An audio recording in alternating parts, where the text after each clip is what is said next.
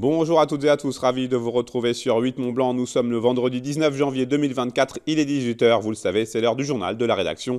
Voici les titres. Un parterre d'élus français et italiens pour un moment ô combien important.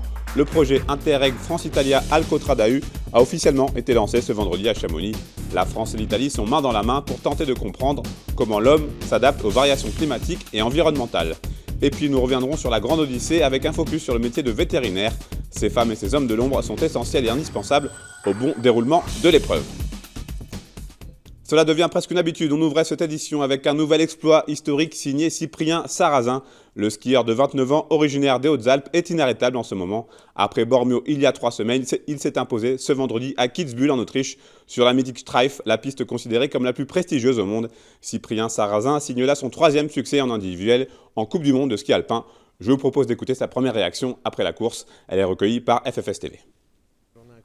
Incroyable, je réalise pas encore tout de suite là. J'ai pas eu le temps de m'arrêter, j'ai plus de voix d'ailleurs. Je suis en train de me rendre compte que j'ai vraiment plus de voix, j'ai trop gueulé à l'arrivée.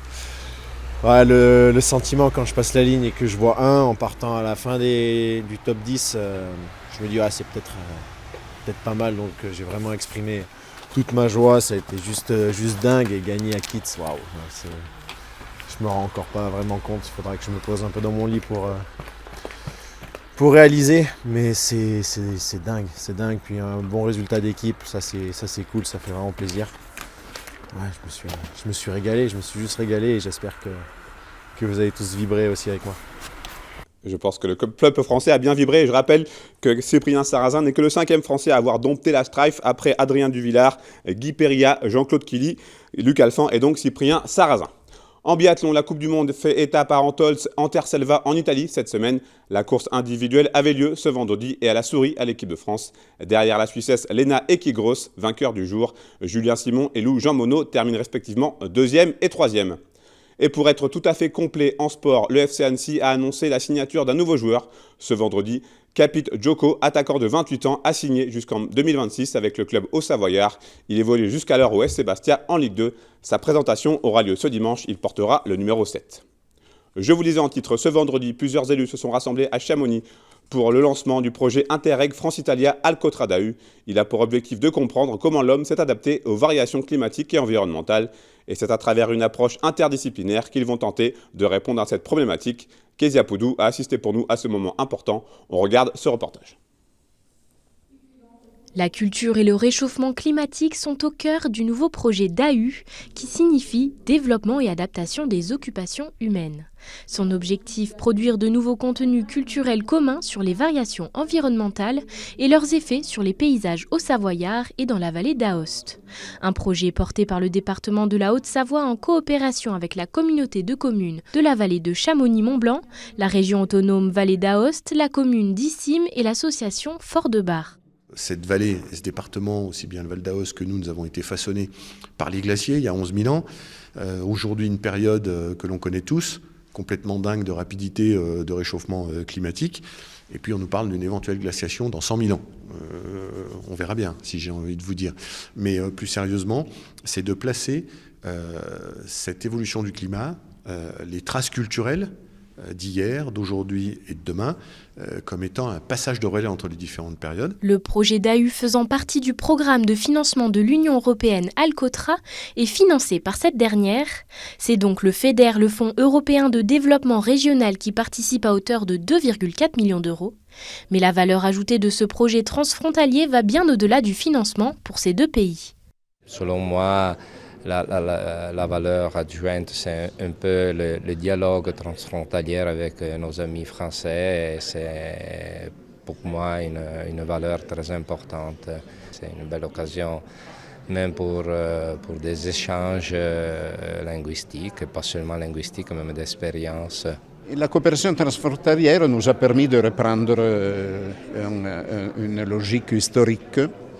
Et donc ce projet, c'est un projet qui est dans cette ligne, mais qui est très contemporain, parce que le changement climatique est une chose énorme. Et avoir une approche qui ne soit pas seulement scientifique, mais aussi culturelle est important. Pour tenter de parvenir à mettre en évidence les questions relatives aux relations entre l'homme, la montagne et le climat, le DAHU est composé de 3 objectifs. Acquérir des connaissances à travers l'archéologie, le patrimoine bâti et les collections d'œuvres d'art, créer, rénover des sites culturels et enfin impliquer la population. On fera des médiations sur site et des conférences tout le long du projet. On fera aussi une activité participative pour la population de la commune d'Issym qui visera à trouver à bâtir de nouvelles offres pour la désaisonnalisation de l'offre touristique et pour le développement culturel de ce territoire. Et ces méthodologies pourront être partagées avec tout le partenariat pour l'utilisation dans d'autres collectivités. Durant 3 ans, les impacts du changement climatique pourront être mis en lumière à travers cette approche interdisciplinaire. Retour à présent sur la Grande Odyssée. Après les Carélis, la course et le peloton sont à Ossois ce vendredi.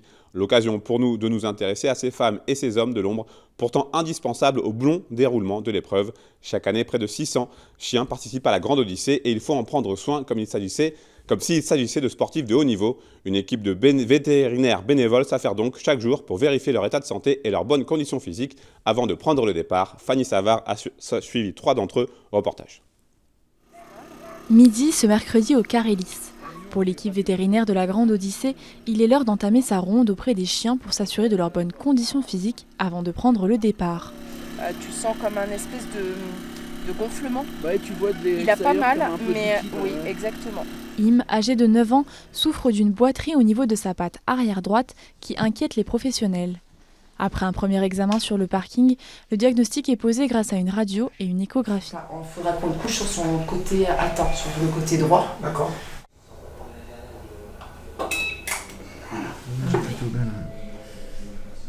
On a confirmé effectivement une inflammation du tendon qui est plutôt chronique, c'est-à-dire qui n'est pas forcément déclenchée par la course, mais avec une course, forcément, le tendon se réinflamme. On va voir au fur et à mesure des jours si cet état inflammatoire s'atténue ou au contraire persiste, ce qui pourrait motiver malheureusement un retrait complet de la course. Les 12 vétérinaires bénévoles de la compétition ont un rôle essentiel dans la course, et ce même avant le départ de la première étape. Tous les chiens doivent passer un examen complet le premier jour.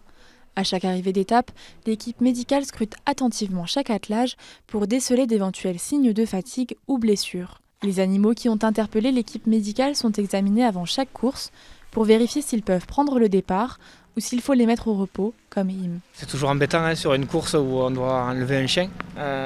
Donc c'était un chien que je savais qui était un peu fragile. Mais là, le diagnostic est plus compliqué. C'est une tendinite récurrente, donc arrêt de 1 an. Je ne cours pas. Ouais, parce que c'est le troisième chien qui se blesse. En fait, hier, il y en a 2 qui se sont blessés. Et lui, il y a ça en plus, donc je ne courrai pas demain. Aujourd'hui, quoi. Non plus. Malgré 7 mois au repos, cette inflammation revenue au milieu de la course aura eu raison de sa santé. Conséquence, pour le chien et pour le musher qui préfère privilégier la santé de ses animaux à la compétition, la Grande Odyssée s'arrête là. On passe à notre chronique du vendredi. Place donc au 2e numéro des sorties de Fanny avec toi, Fanny Savard. Bonsoir. Bonsoir. Alors Fanny, pour commencer, on remonte dans le temps ce week-end. Oui, le Market Vintage et Rétro Gaming, qui est déjà passé à Reims ou Belfort, pose ses valises le temps d'un week-end à Roche Expo. Des vinyles, des platines, des fripes ou encore de la déco vintage, voyage dans le temps assuré avec ce salon. Pour les fans de jeux vidéo, un espace jeu gratuit sera mis à disposition où vous pourrez vous amuser sur des jeux des années 80 aux années 2000. Des animations vous seront proposées tout au long du week-end, comme des tournois de Pac-Man et Mario Kart, le jeu du Schmilblick ou encore un blind test vintage. Côté tarif, comptez 5 € pour les adultes et c'est gratuit pour les moins de 12 ans. Fanny, on poursuit avec une activité insolite ce samedi à partir de 14h. Ça se passe du côté du Grand Bornand. Oui, nous vous avions déjà parlé dans ce journal du Dragon Boat. C'est un sport qui se pratique en équipe sur un bateau d'une dizaine de mètres de long. Et il se décline aussi en version hivernale. Les pagaies deviennent des bâtons et l'embarcation est montée sur des skis. Une quinzaine d'équipes s'affronteront sur le stade de biathlon pour la 5e édition. Ça promet de belles émotions et une bonne ambiance. Et pour avoir un avant-goût de ce qui va se passer, on regarde une petite vidéo.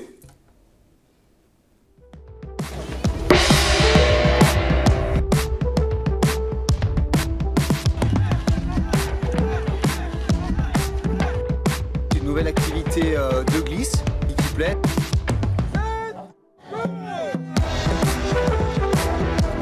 On a toujours cette sensation station de vitesse.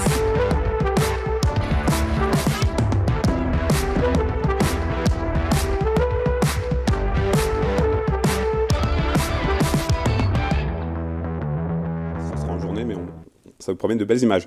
Fanny, on termine avec les nuits de la lecture. Ce week-end se tient la 8e édition des Nuits de la Lecture. C'est une initiative nationale qui vise à découvrir les bibliothèques et les médiathèques autrement.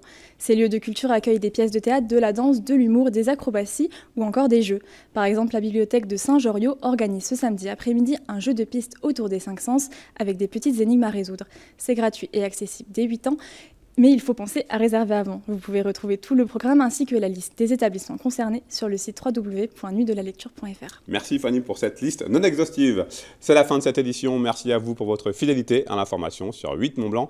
Merci à toute l'équipe pour son aide très précieuse. Place désormais à la météo avec Thierry Paulme. Passez un très bon week-end. Je vous retrouve lundi, même endroit, même heure, pour une nouvelle semaine d'information sur 8 Mont-Blanc.